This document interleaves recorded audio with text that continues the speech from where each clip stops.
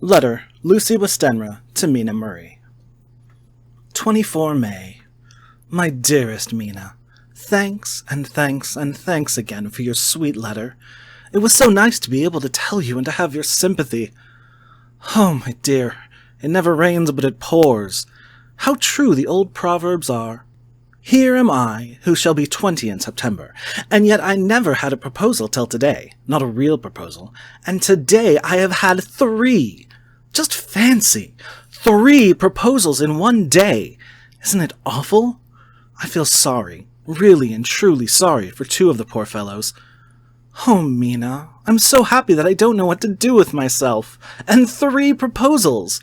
But, for goodness sake, don't tell any of the girls, or they would be getting all sorts of extravagant ideas and imagining themselves injured and slighted if, in their very first day at home, they did not get 6 at least.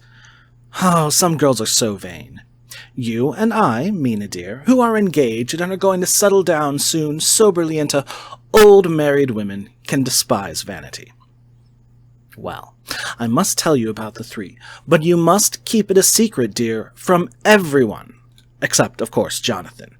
You will tell him, because I would, if I were in your place, certainly tell Arthur. A woman ought to tell her husband everything. Don't you think so, dear? And I must be fair. Men, like women, certainly their wives, to be quite as fair as they are. And women, I am afraid, are not always quite as fair as they should be. Well, my dear, number 1 came just before lunch. I told you of him, Dr. John Seward, the lunatic asylum man, with the strong jaw and the good forehead. He was very cool outwardly, but was nervous all the same. He had evidently been schooling himself as to all sorts of little things, and remembered them, but he almost managed to sit down on his silk hat, which men don't generally do when they are cool. And then, when he wanted to appear at ease, he kept playing with a lancet in a way that made me nearly scream. He spoke to me, Mina, very straightforwardly. He told me how dear I was to him, though he had known me so little, and what his life would be with me to help and cheer him. He was going to tell me how unhappy he would be if I did not care for him, but when he saw me cry, he said that he was a brute and would not add to my present trouble. Then he broke off, and asked if I could love him in time, and when I shook my head, his hands trembled, and then, with some hesitation, he asked me if I cared already for anyone else. He put it very nicely, saying that he did not want to wring my confidence from me, but only to know, because if a woman's heart was free, a man might have hope. And then, Mina, I felt a sort of duty to tell him that there was someone.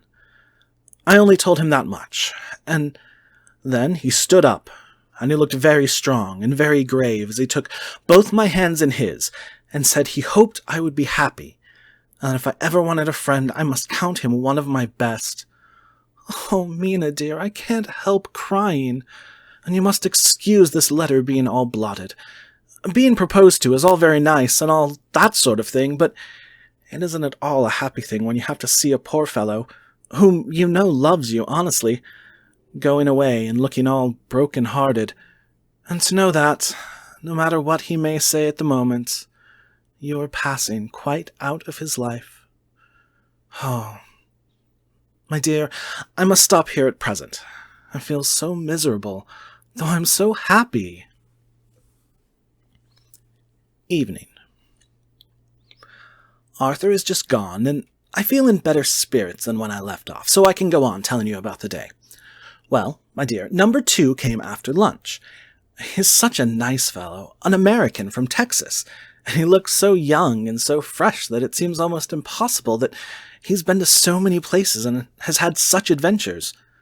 Oh, I sympathize with poor Desdemona when she had such a dangerous stream poured at her ear, even by a black man. I suppose that we women are such cowards that we think a man will save us from fears, and we marry him. I know now what I would do if I were a man and wanted to make a girl love me. No, I don't, for there was Mr. Morris telling us his stories, and Arthur never told any, and yet... My dear, I am somewhat previous. Mr. Quincy P. Morris found me alone. It seems that a man always does find a girl alone. No, he doesn't, for Arthur tried twice to make a chance, and I helping him all I could. I'm not ashamed to say it now. I must tell you beforehand that Mr. Morris doesn't always speak slang. That is to say, he never does so to strangers, or before them, for he is really well educated and has exquisite manners. But he found out that it amused me to hear him talk American slang, and whenever I was present, and there was no one to be shocked, he said such funny things. Oh, I'm afraid, my dear, that he has to invent it all, for it fits exactly into whatever else he has to say. But this is a way slang has. I do not know myself if I shall ever speak slang. I do not know it, if Arthur likes it, as I have never heard him use any as yet.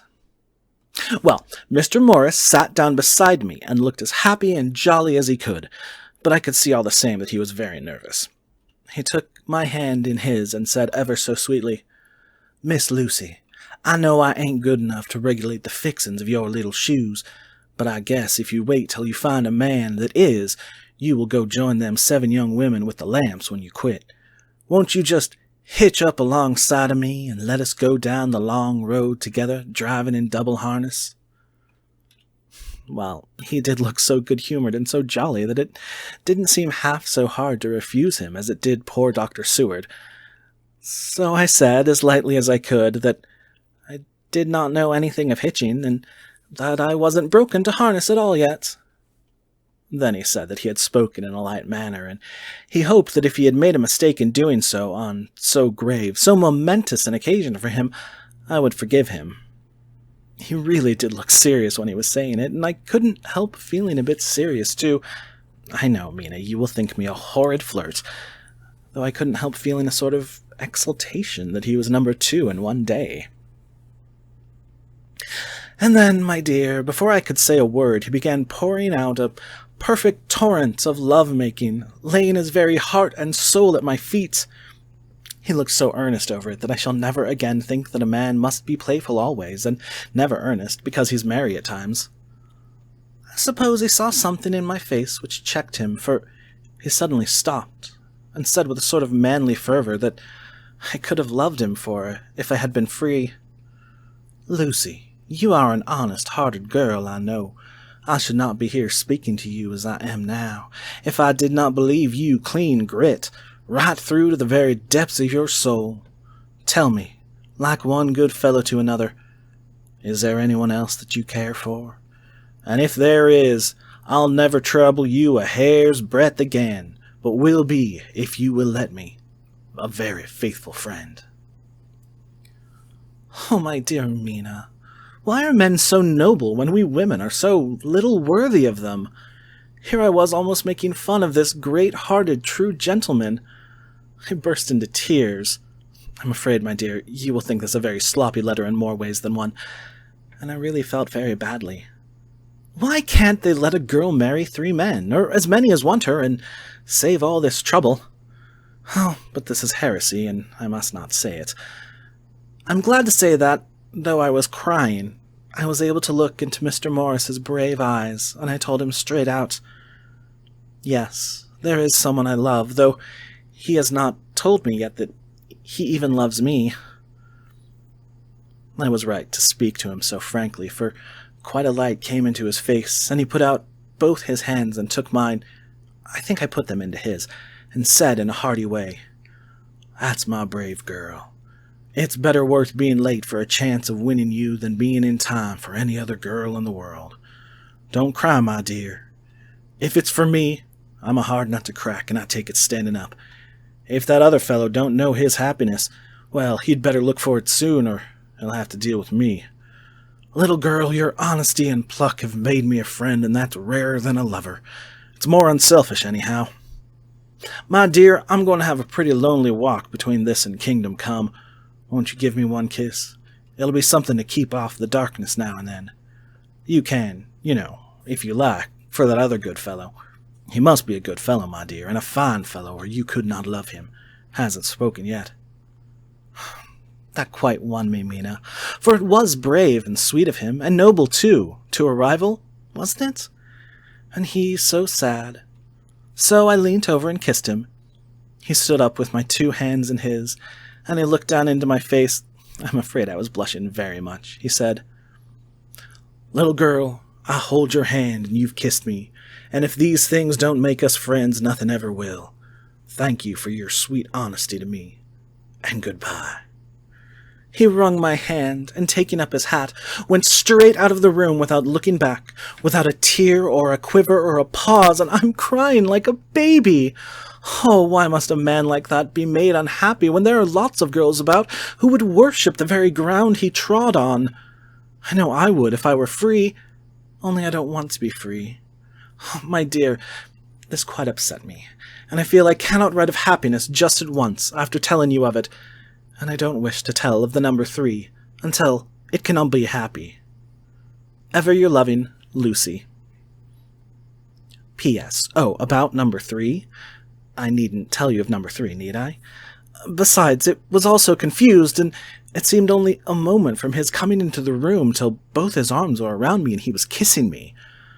I'm very, very happy, and I don't know what I have done to deserve it. I must only try in the future to show that I am not ungrateful to God for all his goodness for me, in sending to me such a lover, such a husband, and such a friend. Goodbye.